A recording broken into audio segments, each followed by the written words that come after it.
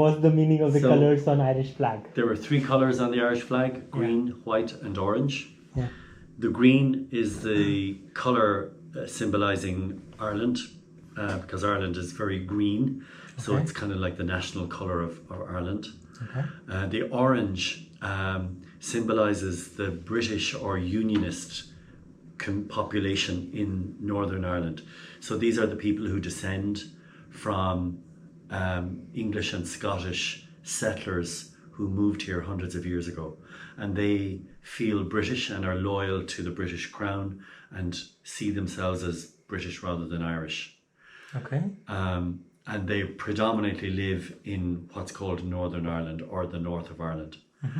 The white is the colour of peace, and so the flag is supposed to be a symbol of peace between the Irish, who were here all the time, and the descendants of the British settlers.